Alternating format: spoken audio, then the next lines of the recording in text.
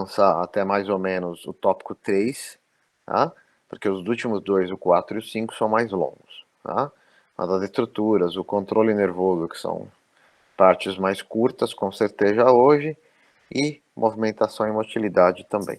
Espero cobrir isso hoje.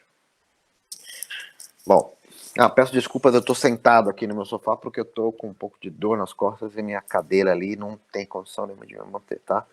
Mas eu montei uma mini estúdiozinho aqui com umas planchetas e... Bom, o sistema digestório, então, ele é formado por um longo tubo, né?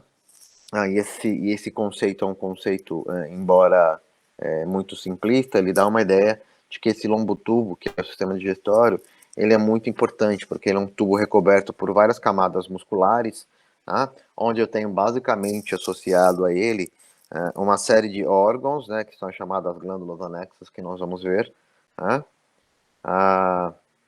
E propriamente glândulas inseridas na parede desse tubo digestório. Tá? Lógico, se eu colocasse isso que eu estou dizendo para vocês em um esquema, seria mais ou menos algo como essa representação aqui desta figura, né? Onde o sistema digestivo, né, ele sempre terá uma entrada, né, que seria os alimentos passando pela boca, juntamente com a água contida nos alimentos ou em outras bebidas, né? E esse alimento, lógico, ele começa o seu processamento na boca e vai sendo fracionado até ser encaminhado pelo estômago, né? Para que todo o processo de absorção e secreção de substâncias que ocorram nos intestinos delgado e grosso facilitem, sobretudo, a absorção no intestino delgado, para depois da formação de material fecal que vai ser eliminado. Tá? Todo esse processo deve durar mais ou menos 24 horas, mais ou menos, lógico. Isso é extremamente influenciado por uma série de fatores. Né? Mas toda essa representação, ela é diretamente dependente de uma interação, como a gente vai ver, não só com as estruturas contidas no próprio trato gastrointestinal, mas também de outros sistemas. Um exemplo é o sistema cardiovascular, tá? Que vai apoiar esse processo, principalmente enviando um grande fluxo de sangue, tá? Para o trato gastrointestinal, uma das áreas mais irrigadas do corpo humano. Tá? Esse sistema digestivo, lógico, tá? Mantém todas as funções básicas que eu citei anteriormente, que são ingestão, motilidade, digestão, secreção, absorção e excreção. Tá? E é muito importante, às vezes, a gente notar que algumas dessas funções são notadamente confundidas com outros sistemas. Tá? Principalmente vocês que já tiveram a parte de endócrino, né? É muito comum, às vezes, a confusão entre sistemas endócrinos e exócrinos, tá? Então, o sistema gastrointestinal digestório, como um todo, ele possui as duas funções, endócrinas e exócrinas, muito bem definidas, tá? Enfim, essa representação, ela é só uma forma de entendermos que todo o processo, ele é um processo lento, demorado e complexo, tá? Bom, relembrando rapidamente algumas estruturas do trato gastrointestinal. Alguém digitou alguma coisa aí? Eu não estou ouvindo. Pessoal? Não, professor. Parece que é o Tô seu ouvindo, mesmo. O meu? Não tô, meu WhatsApp tá desligado. Será que é o WhatsApp? Tá ouvindo algum WhatsApp aí. O meu tá desligado.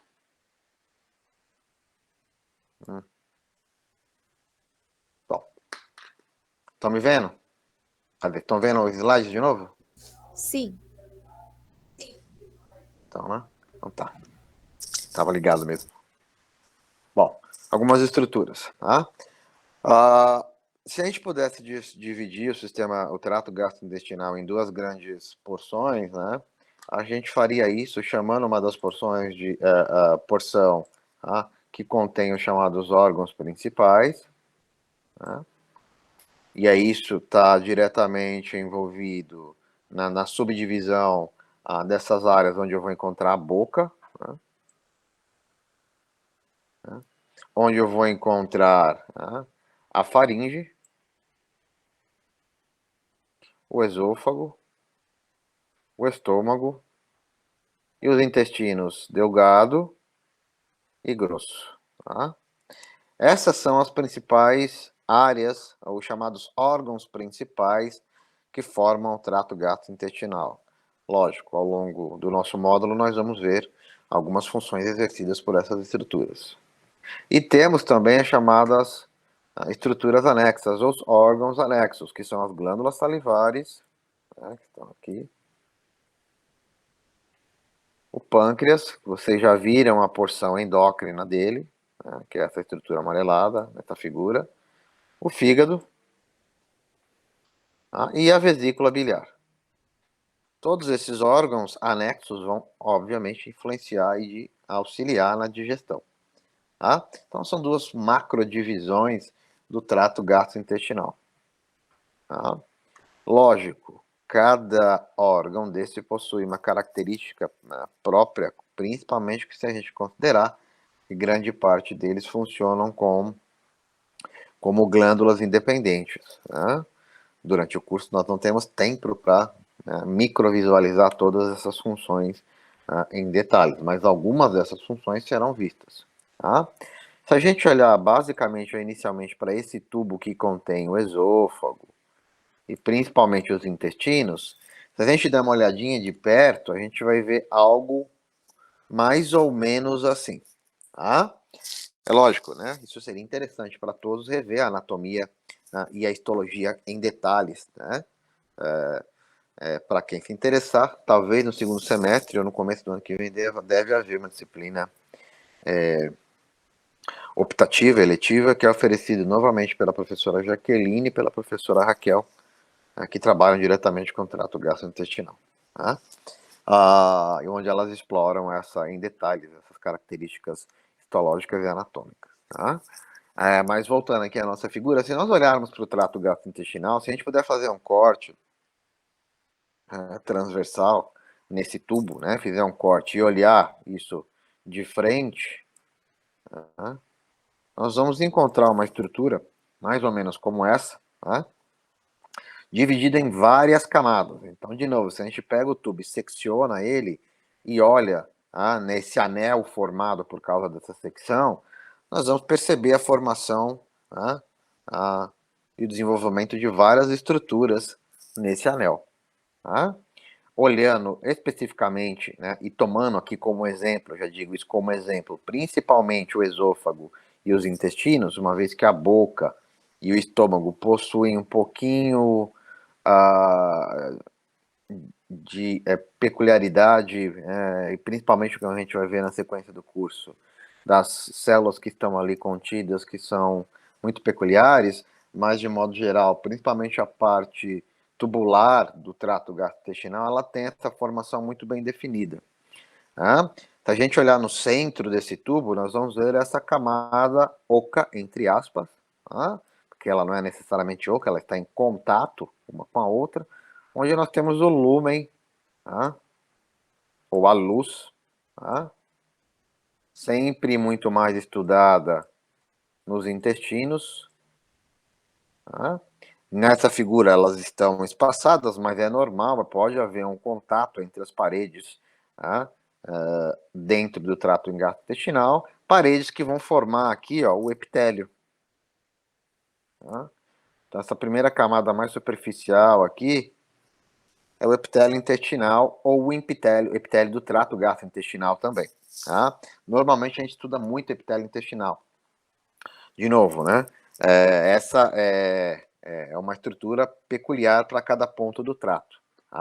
Mas o esôfago possui um epitélio, o estômago possui um epitélio, que são peculiares.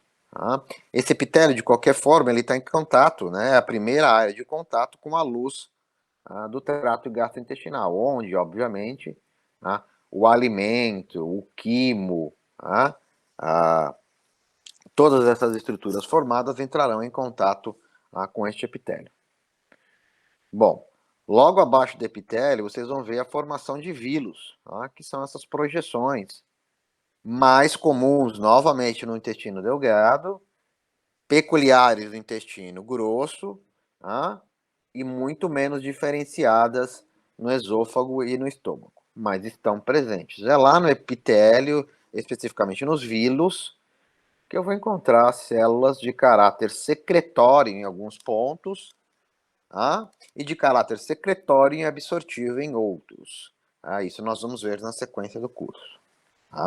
Então é nesse epitélio aqui que eu encontro todas as células secretórias e absortivas. Tem o lógico, né, esse epitélio, esses vilos, eles são sustentados por tecido conectivo, para dar uma certa mobilidade e ao mesmo tempo firmeza nesses tecidos. Essa camada aqui que contém o epitélio, esse tecido conectivo, que é chamado de lâmina própria, né, a propósito, eles estão intimamente associados a uma primeira camada muscular aqui, ó, que é essa camadazinha representada aqui em preto. Então, se a gente olha para essa estrutura, nós vamos ver que existe no epitélio e na região do tecido conectivo, logo abaixo, uma camada muscular que permite, obviamente, que através de movimentos de contração coordenados, que esse epitélio tenha uma mobilidade, ou seja, que ele se projete para a luz do intestino e que ele possa recuar também. Essa é uma camada muscular, chamada de camada muscular da região mucosa. Quando a gente coloca todas essas estruturas, o epitélio, a região de tecido conectivo da lâmina própria e essa própria camada muscular, a gente chama isso de mucosa do trato gastrointestinal. Então, quando a gente fala da mucosa, nós estamos falando de todas essas estruturas que vão da luz até essa primeira camada aqui, ó, onde eu tenho essa musculatura. É importante lembrar que aqui também eu tenho outras estruturas inseridas. Por exemplo, células do sistema imune e linfonodos, que se projetam para essa região. Tenho também, obviamente, uma enorme, extensa irrigação com vários vasos projetados, principalmente ao longo desses vilos aqui. Ó. Então, o sangue está banhando esses vilos desde a sua base até suas extremidades. Nós vamos ver isso mais para frente de novo. Essa projeção de vasos, ela se dá principalmente aqui, ó, logo abaixo da camada mucosa, onde eu tenho essa região aqui que está mais clara, que é a chamada região da submucosa. Logo abaixo, portanto, da região da mucosa. Ali eu tenho mais tecido conectivo, tenho todos esses vasos, que eu acabei de dizer que também estão presentes na mucosa. E tenho também aqui uma grande projeção de tecido nervoso. De axônios nervosos. A Ana provavelmente vai estudar isso com a professora Jaqueline. Então eu tenho um grande plexo aqui nervoso se projetando nessa região submucosa. Lógico, percebam que essa estrutura ela contém órgãos óbvios ao funcionamento do trato gastrointestinal, mas também estruturas que até um pouco tempo atrás ninguém imaginava que pudesse existir aqui uma grande rede, por exemplo, de vasos, linfonodos e até mesmo células do sistema nervoso alojadas nessa região.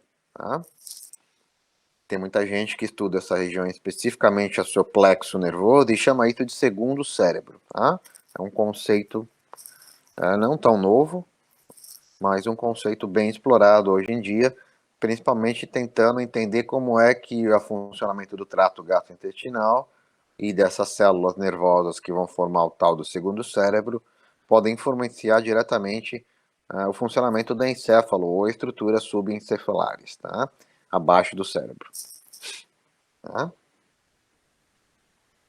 Bom, se eu olhar aqui ainda nesse tecido que forma o trato gastrointestinal, eu vou ver que nessa região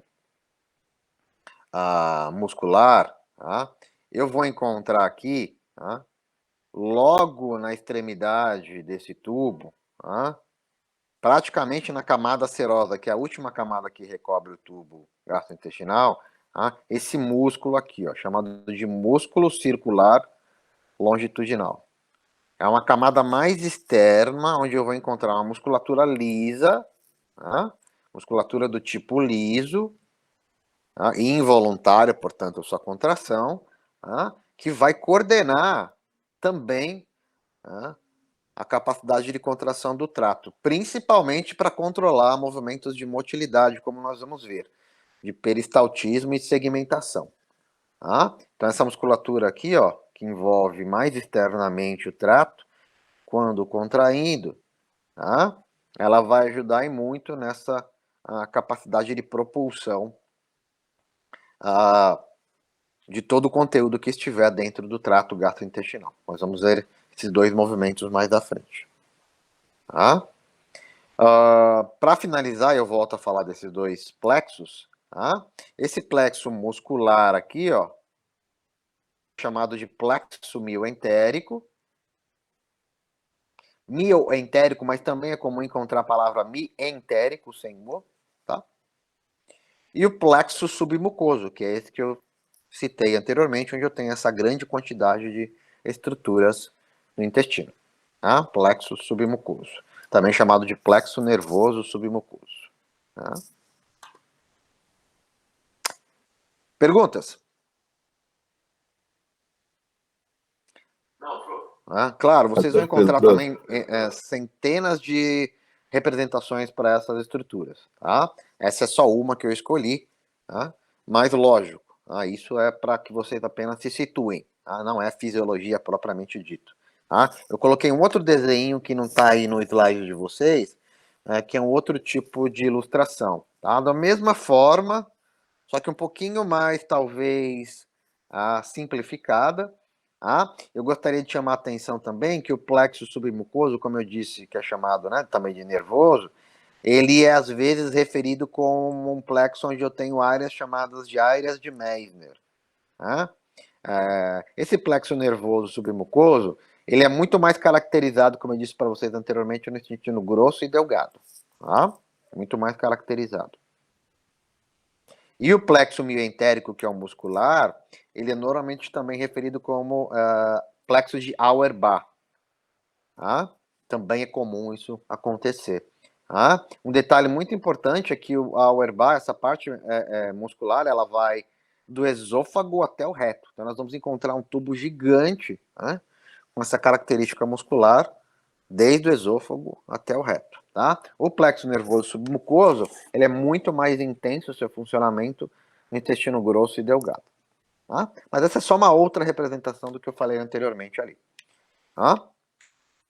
Bom, se eu der uma olhada, como eu disse para vocês, nessa camada... Opa, desculpa pessoal, essas imagens estão muito pesadas. Né?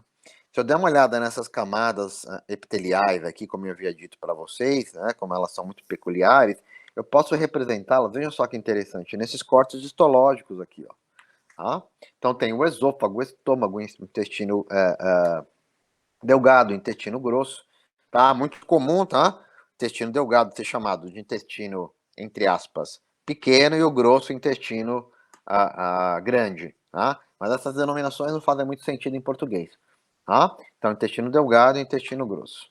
Tá? Percebam a camada epitelial, aqui eu tenho a luz, ó, né, do esôfago, ou lúmen, luz e lúmen são sinônimos, tá? Então, a luz de cada uma dessas estruturas, ó, tá? Percebam a diferença enorme nos vilos que vão se formando, na camada epitelial que vai se formando, tá? Para muitos anatomistas e histologistas, vilos mesmo é só isso aqui, tá? O vilo. As outras estruturas são só epitélios mesmo, tá? Então percebam, o esôfago, o estômago, a gente já consegue notar a presença de glândulas secretórias, né? Criptas, criptas muito mais profundas no intestino delgado. Há uma grande irrigação de vasos, ó, tá? E aqui também células secretórias, a gente consegue perceber células secretórias que estão aqui, ó, tá? São totalmente distintas, mas percebam que todas possuem, ó, uma camada muscular extremamente presente, tá? Então, só para que você tenha uma ideia dessas camadas que são muito diferentes. Lógico, nós vamos nos concentrar no que diz respeito à secreção e absorção nesses dois caras aqui, tá? No estômago e no intestino delgado, tá? Pessoal, se eu estiver indo muito depressa, me interrompam, tá? Às vezes eu disparo. Bom, então essas são algumas estruturas, né? Só para que você tenha uma ideia do que está contido no trato, ok? Vamos falar de algo que é muito importante, como eu disse anteriormente, né? Motivo de extenso interesse, principalmente na UEM, né? Por professores da UEM, de estudo no que diz respeito ao trato gastrointestinal. Tá? Como é que se dá o controle nervoso do trato gastrointestinal? Tá? Esse controle nervoso, normalmente, ele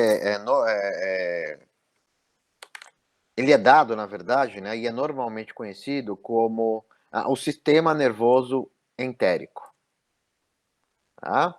Então, quando eu falo do controle nervoso do trato gastrointestinal, eu vou me referir sempre ao sistema nervoso entérico. Tá? Nesse sistema nervoso entérico, através do sistema nervoso, que eu vou regular, sobretudo, a motilidade, tá? Ou seja, a movimentação, aí a contração desse longo tubo, tá? Mas vou controlar também a sua capacidade de secreção. Nós vamos ver que há uma grande capacidade secretória dessas estruturas. E o calibre dos vasos, os vasos que irrigam essa região, tá? Todo o sistema de vasodilatação e vasoconstrição, ele é controlado por esse sistema nervoso entérico. Tá?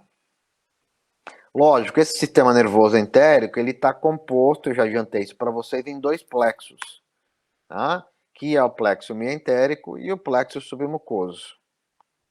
Tá? Então, quando eu falo do sistema nervoso entérico, desse sistema nervoso, ele está controlando esses dois plexos também. O mioentérico, que está aqui embaixo, eu já citei isso lá atrás para vocês. Tá? E o submucoso, que está aqui. Tá? No mioentérico, a capacidade de contração muscular, a musculatura lisa e voluntária, está sob controle dessa inervação do sistema nervoso. Tá?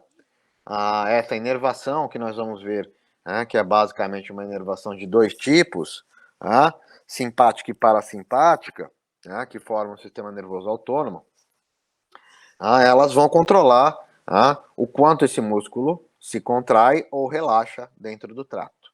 Isso é dado via plexo mientérico, novamente, e via sistema nervoso.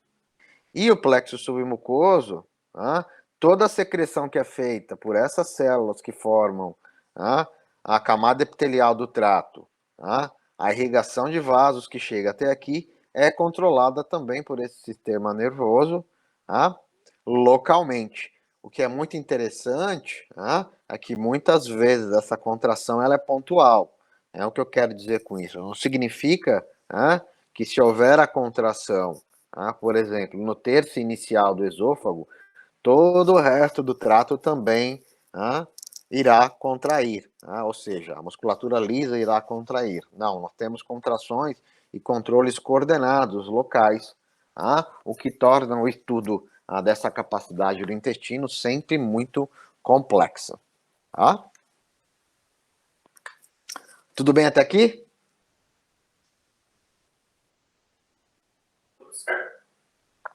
Muito bem. Bom, como eu disse para vocês, como eu adiantei, então nós temos basicamente dois mecanismos de inervação, de controle desses dois plexos. O chamado sistema nervoso simpático, que vocês já devem ter visto com a professora Célia, o sistema nervoso autônomo, e o sistema nervoso parasimpático. É muito bem estabelecido que toda vez que houver uma intensa contração, ou atividade, perdão, do sistema nervoso simpático, esse sistema nervoso simpático, quando entra em ação, ele vai inibir fortemente a motilidade do trato. O que significa que essa motilidade e também a secreção, né? Em função do sistema nervoso simpático, ela em alguns momentos, fisiologicamente importante. Por exemplo, em situações de fuga ou luta, né, quando fazemos exercício, como corremos, quando fugimos de alguma ameaça. Mas em alguns momentos, como por exemplo, logo após uma refeição, ela pode não ser interessante. Ao contrário do sistema nervoso parasimpático, onde há claro estímulo da motilidade e secreção desse trato. Então, a atividade simpática e parasimpática se antagonizam.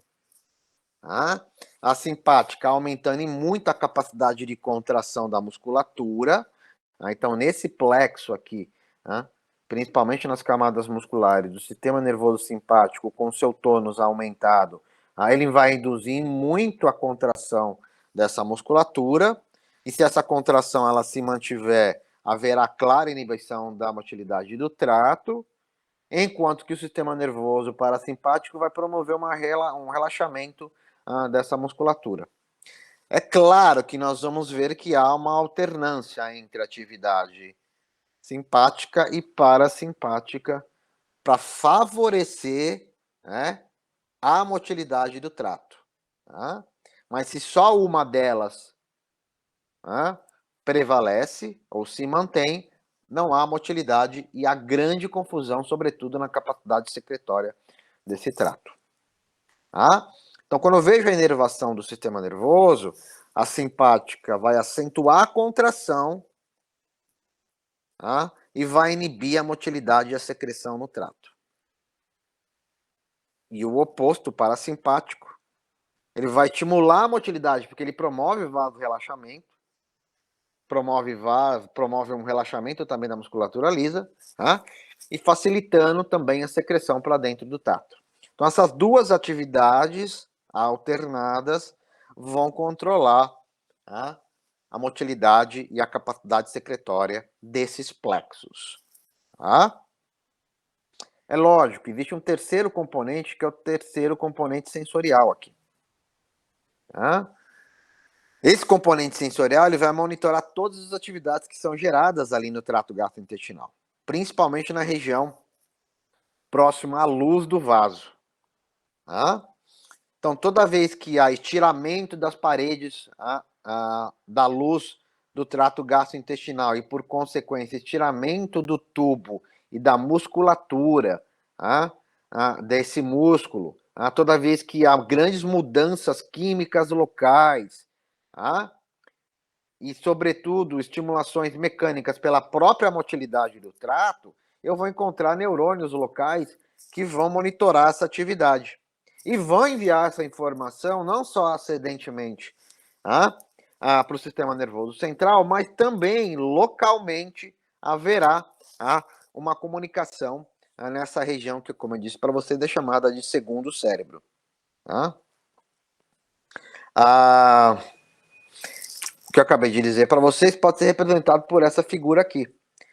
Então, se a gente olhar basicamente para a luz do vaso, que está aqui, a luz do vaso, perdão, a luz do intestino, ou a luz do trato gastrointestinal, nós vamos perceber que existem, numa escala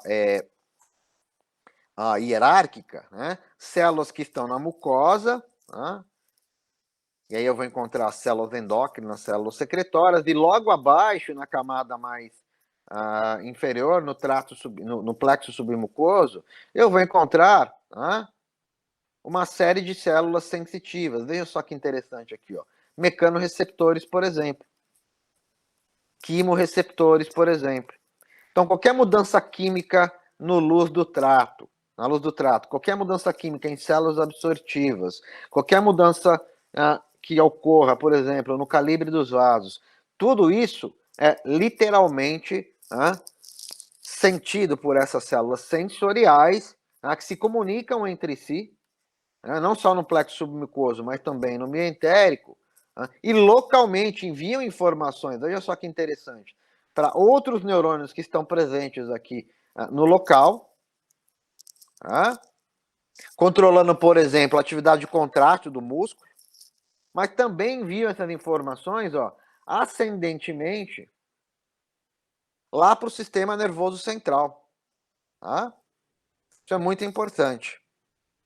Né? E interagem ainda localmente com a estimulação parasimpática e simpática.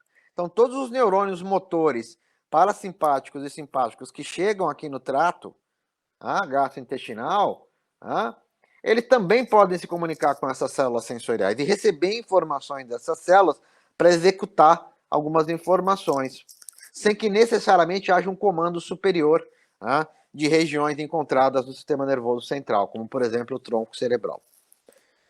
Então, esse é um conceito bem moderno. Células sensoriais comunicando-se entre si, monitorando mudanças locais nos dois plexos, enviando essas informações ascendentemente para o sistema nervoso central, mas também comunicando-se com neurônios motores locais. Dá um exemplo bem claro dessa importância. Vamos imaginar que algum alimento, com uma grande quantidade de substâncias químicas que irritem a parede epitelial do estômago ou do intestino, chegue aqui na luz do trato. Isso imediatamente, substâncias químicas imediatamente serão percebidas por células sensoriais quimiorreceptoras. Isso pode evocar uma série de respostas. Essas células sensoriais vão enviar essas informações, por exemplo, para células secretórias. E essas células secretórias podem secretar na luz do vaso uma série de substâncias que facilitem ou inibem, por exemplo, a motilidade do trato por causa dessas substâncias químicas. Se for uma substância que cause uma grande perda de água, hipertônica, essa informação também ela é passada para neurônios motores, que vão, por exemplo, aumentar a atividade muscular do plexo mioentérico. Por exemplo, quando tomamos uma substância muito irritante, é muito comum que essa substância possa provocar diarreia. E essa diarreia está diretamente atrelada a uma grande capacidade secretória dessas células da luz do trato gastrointestinal, mas também uma grande capacidade de motilidade, de contração dessa musculatura para expulsar esse conteúdo indesejado do trato gastrointestinal. Então, ao contrário do que se pensava, décadas e décadas atrás, sempre se considerou que o intestino recebesse informações provenientes de estruturas mais superiores no sistema nervoso, via sistema nervoso simpático e parasimpático, e a história terminasse aí. Mas com o passar dos anos, descobriu-se a importância dessa rede local do sistema nervoso, que é esse plexo ou esse sistema nervoso entérico, onde eu tenho não só, de novo, a comunicação ou a atividade de células autônomas, mas também células sensoriais que se comunicam localmente com elas e enviam essas informações ascendentemente. Tem muita gente estudando esse plexo e tentando correlacionar isso com, por exemplo, doenças como Alzheimer, entre outras. Ficou claro, pessoal? Alguma dúvida? Tranquilo, prof. Tranquilo. Oi. Oi.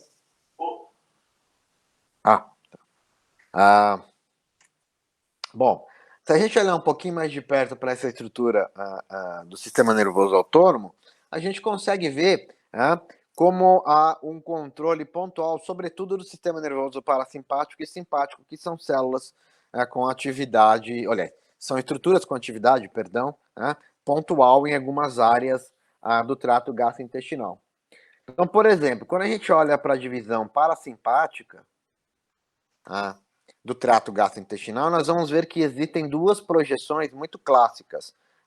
Um nervo vago, que é projetado de uma estrutura, sobretudo proveniente da base do tronco cerebral. Esse nervo vago ele vai se ramificando, e vejam só, ele atinge o terço distal do esôfago, ele atinge o estômago, e ele atinge o intestino grosso e delgado. Então, essas projeções são muito bem estabelecidas, principalmente da região da base do tronco cerebral, mas também das áreas sacrais.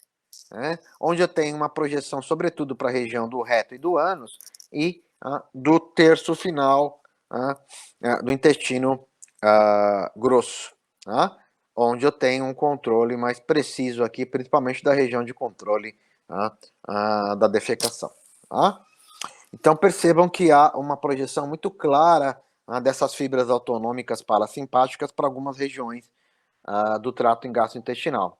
Quando eu olho para a subdivisão simpática, essas projeções, que são de uma região ou de uma orientação conhecido como tóraco-lombar, ou seja, ramos torácicos e lombares, que projetam os seus axônios principalmente para a região do estômago, do intestino delgado e intestino grosso, e menos para a região do esôfago, e também da região do reto. Então essa divisão anatômica, ela mostra que há um controle muito bem estabelecido dessas duas estruturas. É sempre bom lembrar que normalmente a resposta que é evocada pelo sistema simpático, ela é muito mais caótica, ela é muito mais difusa do que a região ou do controle que é exercido pelo sistema nervoso parasimpático, que é muito mais pontual, que é muito mais preciso. Não sei se a professora Célia falou isso com vocês. Isso se aplica para o sistema nervoso e seu controle no trato, mas para todas as outras estruturas também.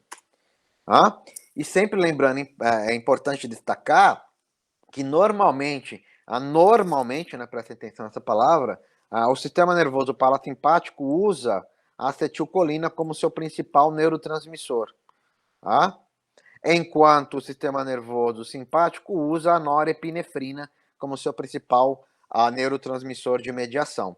Então, todas essas projeções simpáticas e parasimpáticas vão terminar naquele plexo, ou naqueles plexos que nós vimos, naqueles plexi, né, que é o plural correto, secretando basicamente acetilcolina via parasimpática e norepinefrina via simpática. Há exceções com relação a esses neurotransmissores que eu já vou mostrar para vocês em instantes. Tudo bem? Acho que você já viu essa figura parecida, né? Com a Célia?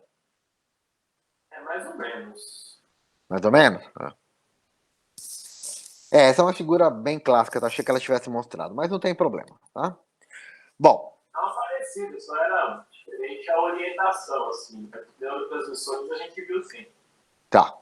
Essa é interessante lembrar que aquela primeira parte de... É sempre importante destacar isso, que a parte que vocês aprenderam com ela de sistema nervoso autônomo, esse controle, agora, nesse ponto da fisiologia, ele vai se aplicar basicamente ao trato gastrointestinal, tá? Bom,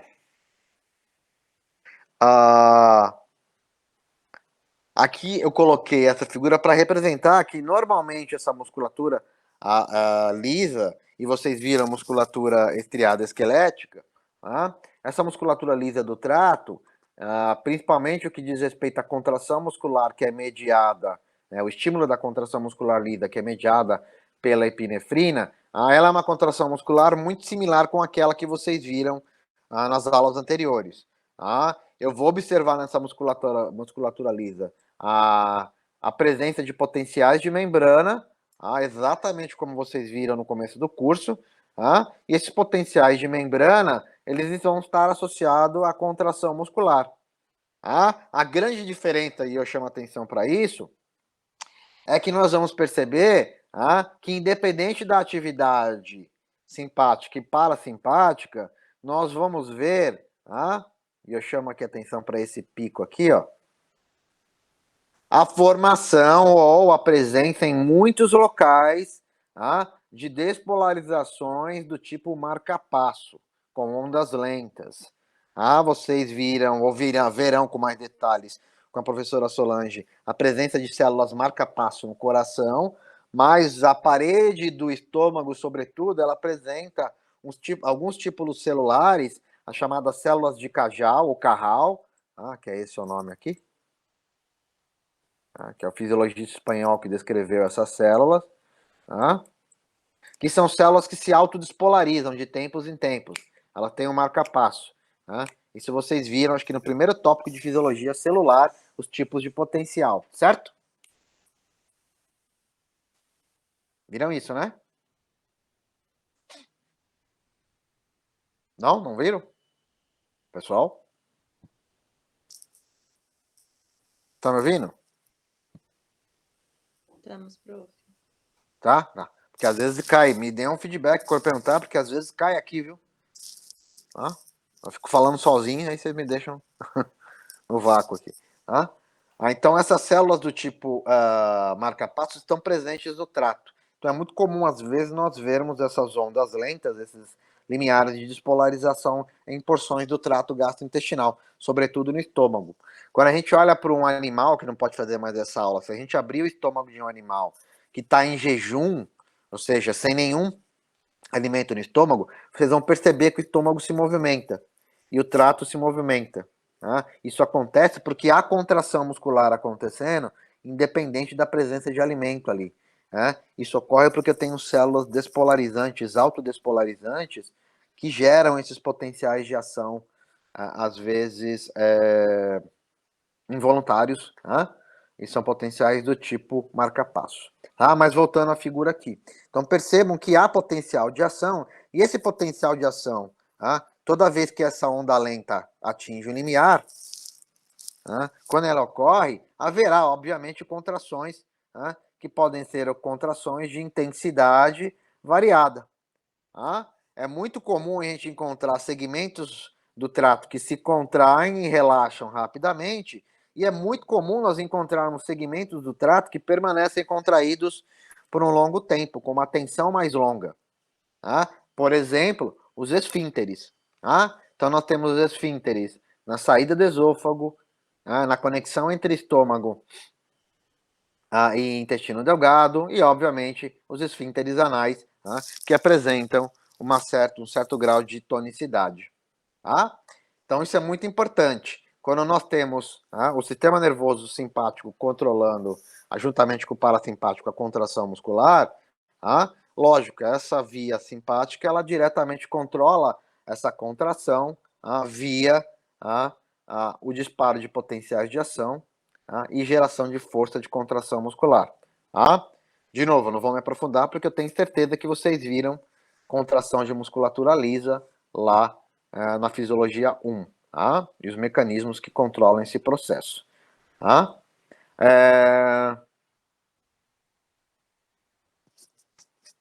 É importante só destacar que quando eu tenho grande intensidade ou grande tônus simpáticos, essa presença desses potenciais de ação ela é mais frequente. Enquanto quando eu tenho acetilcolina, essa presença ela é um pouco menos intensa. A acetilcolina, na verdade, ela diminui a amplitude dessas ondas, porque, afinal de contas, ela promove um vasorelaxamento dessas estruturas. Então, normalmente, a contração mediada pela epinefrina, ela é uma contração que vai intensificar esses potenciais de ação, vai estreitar o número de potenciais de ação no intervalo de tempo, enquanto a acetilcolina, que é secretada pela via parasimpática, ela vai espaçar esses períodos, vai promover uma maior lentidão entre os intervalos de contração. Tá? Perguntas? Não, prof. Tranquilo? Ok. Como eu disse para vocês, a acetilcolina e norepinefrina são os dois principais neurotransmissores, mas olha só a quantidade de outros neurotransmissores que eu encontro no trato gastrointestinal. Dependendo do ponto da área do trato gastrointestinal, nós temos substâncias que são peculiares àquela área. Nós vamos ver na sequência que existem outras substâncias que vão controlar a contração da musculatura lisa e não necessariamente a norepinefrina. E assim por diante. Então, eu tenho vários neurotransmissores que são peculiares a cada ponto do trato. E estão associados ao funcionamento também do sistema nervoso autônomo.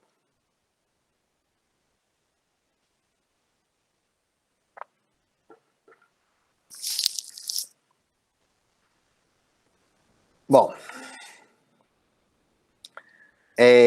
Dando sequência a essa subdivisão, né, das funções do trato, tá? Nós vamos entrar agora nesse subtópico 3 aqui, tá? Ou seja, nós vamos entrar diretamente per se no entendimento da movimentação e da motilidade, tá, do alimento ao longo do trato digestório. Nós vamos entender como que o alimento, tá, inicialmente chamado de alimento, como entra na boca, como ele vai se movimentar, tá, até ser transformado em uma substância chamada de fezes, que é eliminada pelo reto. Tá? Então vamos entender isso nesse tópico, ok? Muito bem, movimentação e motilidade. Quando a gente pensa, então, na função que é ou nessas duas funções, movimentação e motilidade, essas duas funções elas estão atreladas a uma característica muito importante do trato gastrointestinal, que é a sua capacidade de movimentar, de mover esse alimento por dois tipos de controle, a chamada propulsão e mistura do alimento no trato digestivo. Tá? Então, assim que o alimento toca a língua dentro da boca, movimentos de mistura e de propulsão serão gerados no trato digestivo. Tá? Esses movimentos são basicamente de dois tipos. Tá? Os chamados movimentos peristálticos, ou o tal do peristaltismo, que é um movimento de propulsão do alimento, e os movimentos segmentares, que são movimentos de mistura do alimento. Tá? Então, essa movimentação, essa motilidade de propulsão, de mistura, se dá de duas maneiras: o peristaltismo e a segmentação. Tá? Se eu colocar isso numa figura, é mais ou menos algo desse tipo. No peristaltismo, um alimento que se encontra em um ponto A,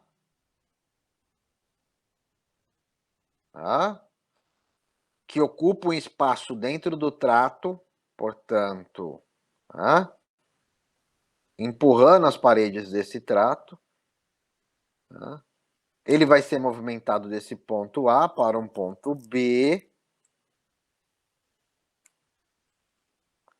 através de movimentos peristálticos. Nesses movimentos, há a contração de um ponto que desloca esse alimento para outro ponto que deve estar, obviamente, relaxado. Então, esse alimento é propulsionado de A para B.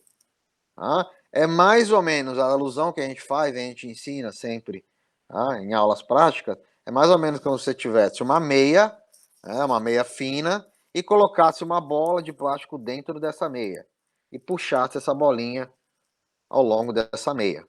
Você vai ver que o ponto de trás da bolinha e o ponto de frente da bolinha estão murchos, o que significaria, em alusão, em comparação, que são pontos contraídos do trato, enquanto a bolinha, que está no centro, ela está numa área relaxada, empurrando as paredes do trato.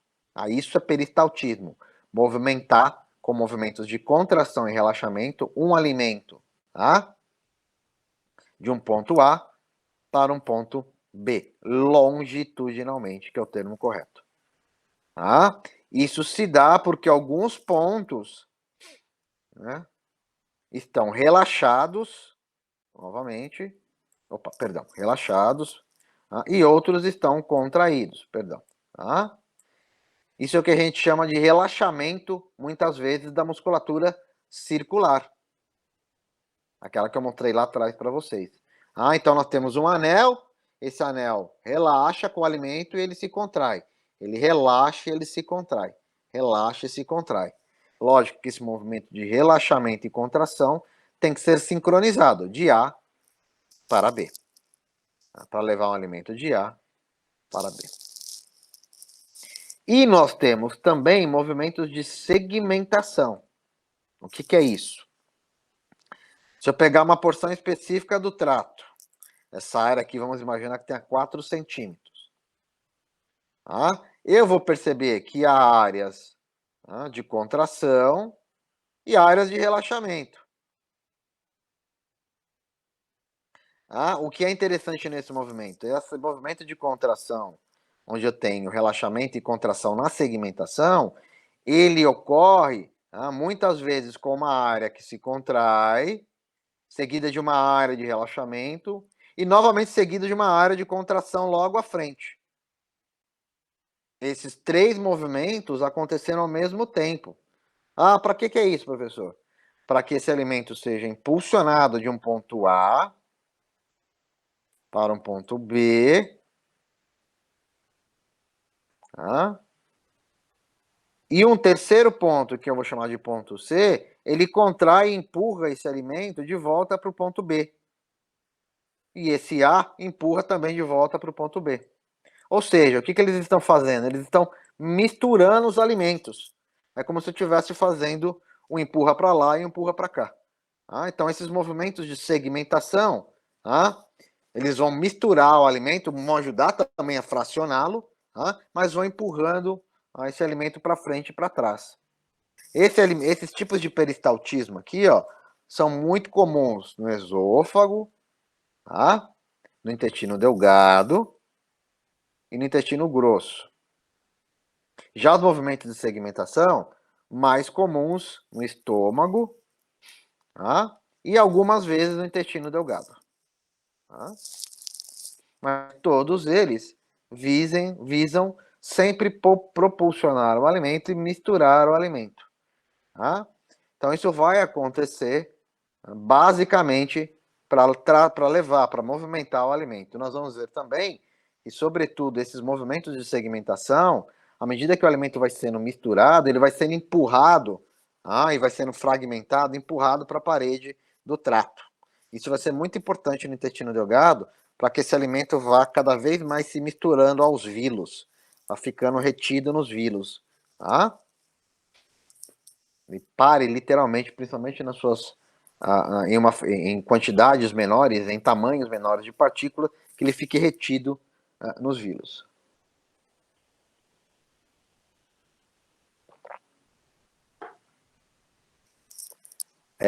Tudo bem, pessoal? Tudo certo, professor. Perfeito. Tranquilo. Bom, vamos entrar propriamente agora, né? Vamos dar uma ordem sequencial para essa digestão. Então, vamos começar para essa motilidade. Não é digestão ainda, é motilidade. Essa ordem sequencial, começando com a boca, começando com a mastigação e a deglutição. É muito comum vocês encontrarem, quando a gente fala de motilidade, livros que excluam essa fase aqui, da mastigação.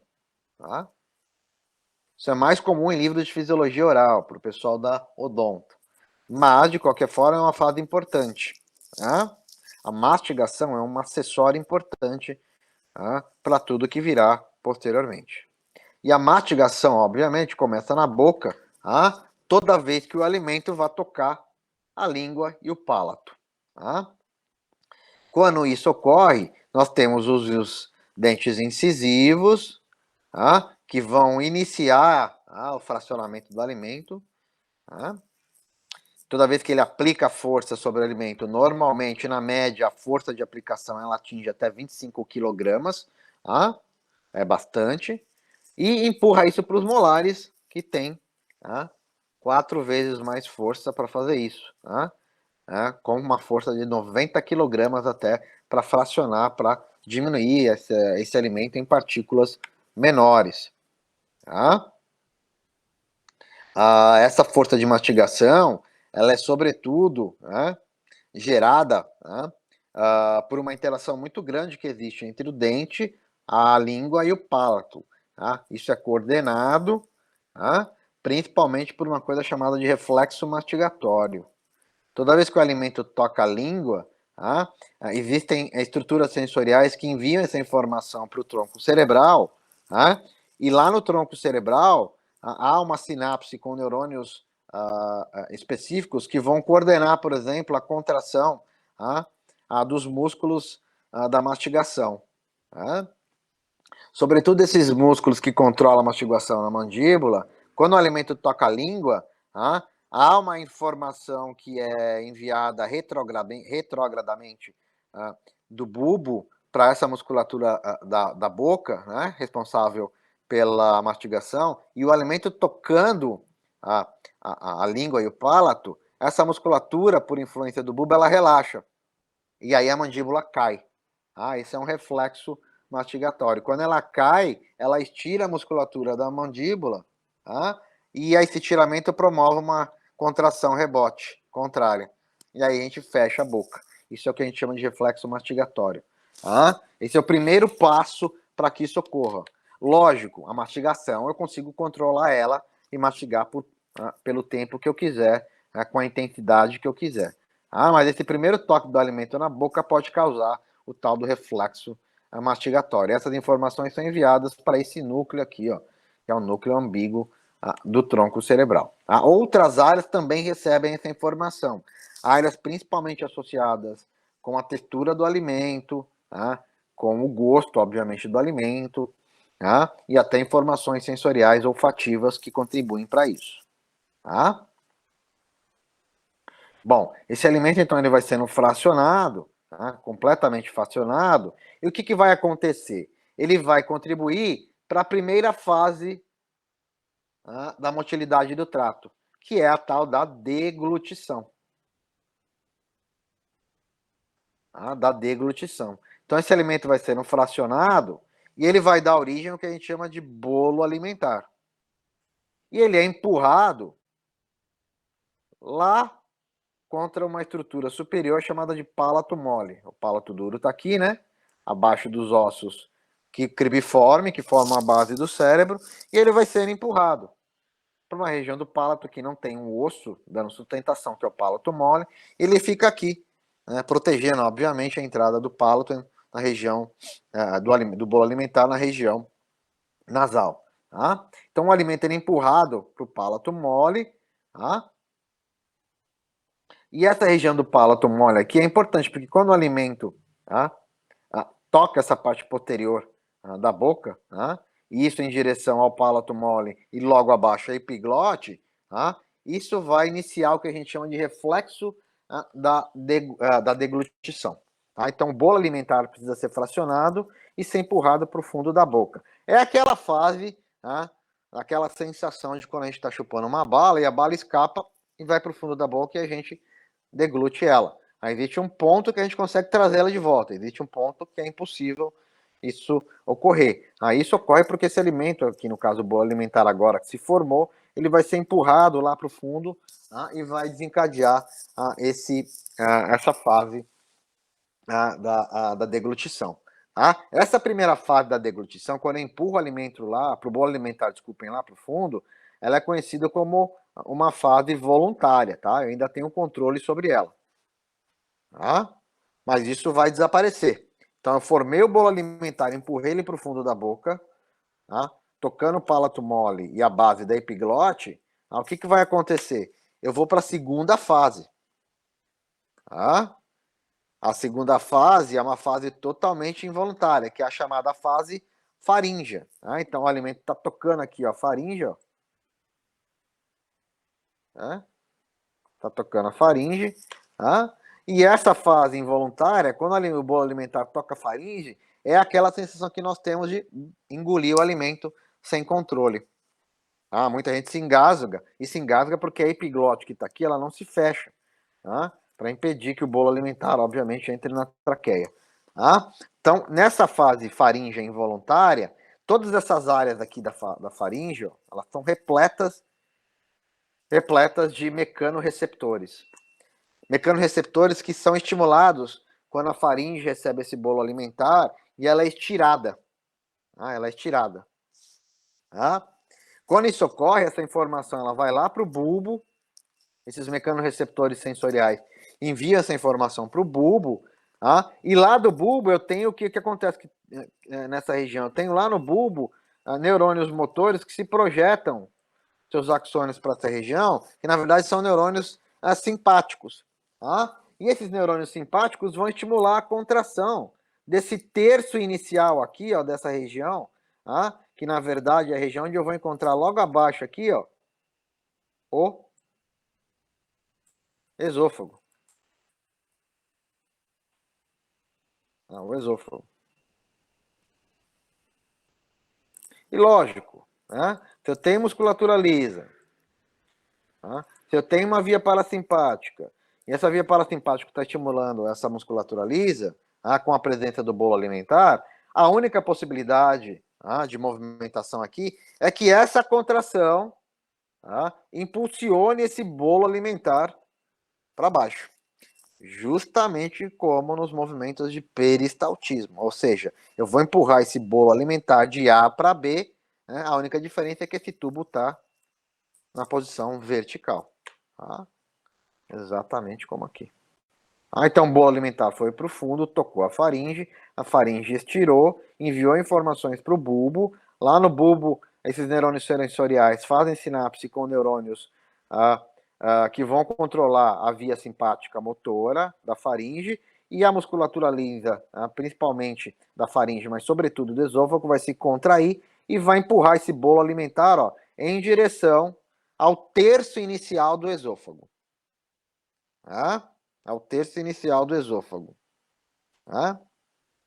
É importante salientar que a acetilcolina está controlando aqui, ó, a contração dessa musculatura acima do bolo. Tá? Enquanto o óxido nítrico, veja só que interessante, dois outros mecanismos de controle. Assim como o óxido nítrico promove o relaxamento dessa parede. Tá? Um outro detalhe muito importante, todo mundo vivencia isso diariamente, é que quando a gente passa por essa primeira fase involuntária, no terço inicial, há uma clara interrupção da respiração. Tá? Isso dura ao redor ali de 2 segundos. Tá? Que é o momento que interrompemos a respiração e propulsionamos esse alimento, tá, em direção ao esôfago. Tá? Tranquilo aí? Sim. Sim? Então tá bom. Bom, quando esse alimento atinge o esôfago, quando esse alimento atinge o esôfago no seu terço inicial, bom, a partir daqui toda a deglutição ela é completamente involuntária, que a gente chama de fase esofágica. Então, o bolo alimentar atingiu o esôfago, eu entro na chamada fase esofágica. Quando isso ocorre, o bolo alimentar começa a estirar as paredes do esôfago com grande intensidade. Tá? Se a gente vê uma radiografia de esôfago, né, marcada com bário, né, bário. Quem trabalha com imagem aí? É você, né, Matheus e Natália, não é isso? Isso, prof, sou eu. É bário que se usa, né, de contraste, né? No raio-x, sim. Então, quando a gente vê isso, dá para ver em algumas regiões, né, que essas paredes elas não estão espaçadas, né, não estão distantes. Existe uma certa aproximação. Mas quando ocorre, né, a entrada do bolo alimentar, elas vão estirar muito a parede do esôfago. Musculatura lisa. Tá?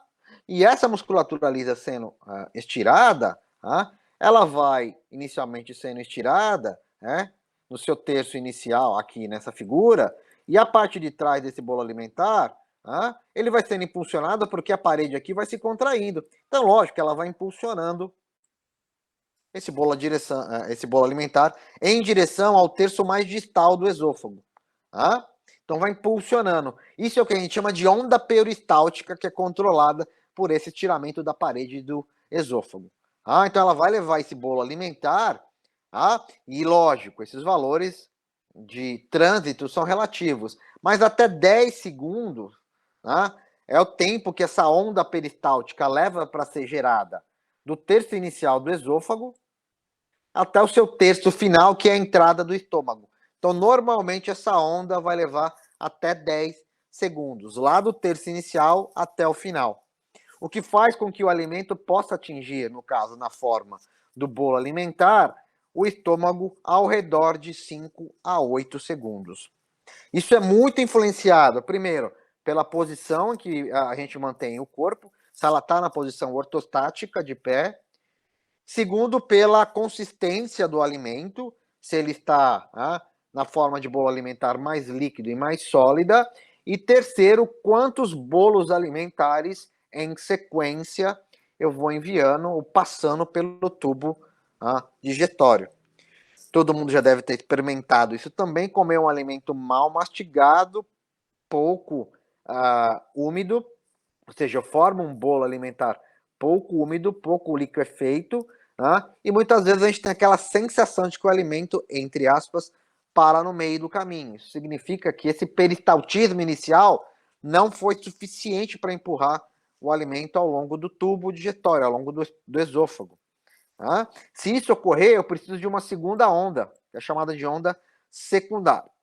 Não é mais uma onda primária. Aí, nessa segunda onda, a onda secundária, ela vai deslocar o bolo alimentar até o estômago. Se o alimento ficar com uma motilidade, se o bolo alimentar ficar com uma motilidade prejudicada ao longo do trato e essas paredes ficarem estiradas, o bulbo recebe sinais e vai potencializar esse peristaltismo. Então, ele recebe informações de que há um estiramento da parede do esôfago que foi mantido por um período um pouco mais longo, e envia informações simpáticas para que haja a contração dessa parede muscular para deslocar o alimento, então, ou o bolo alimentar, no caso, em direção ao estômago com uma segunda onda um pouco mais intensa.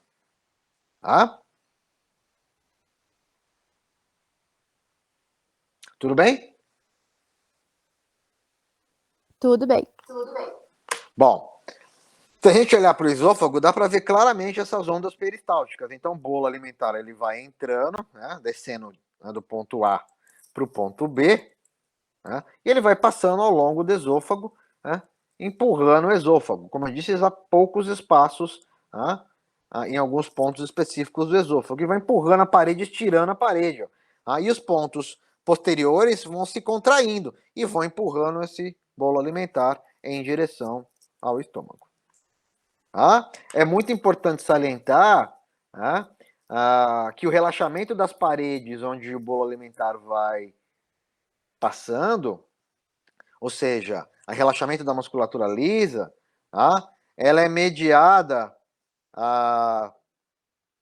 pelo nervo vago também.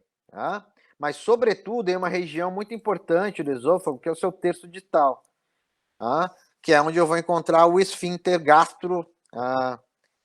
esofágico, ou a cárdia. Normalmente, esse esfíncter ele tem que ficar tonicamente contraído para impedir que o alimento do estômago volte ou reflua para o esôfago. A contração, o relaxamento, desse esfíncter, ele é mediado por dois neurotransmissores que eu já falei ali atrás, que é o óxido nítrico e o peptídeo vasointestinal. São dois neurotransmissores que promovem o relaxamento dessa musculatura lisa.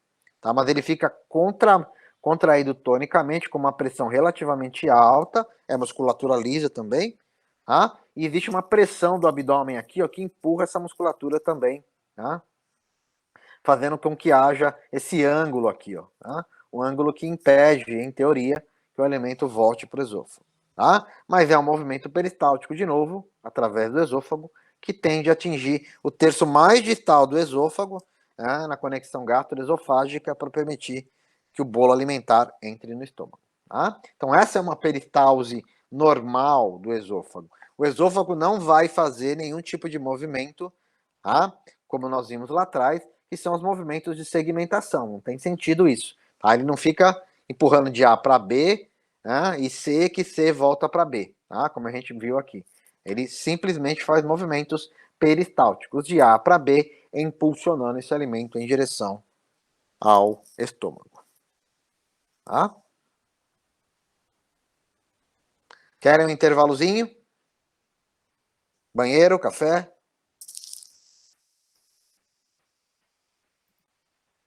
Pode ser, professor. Pode?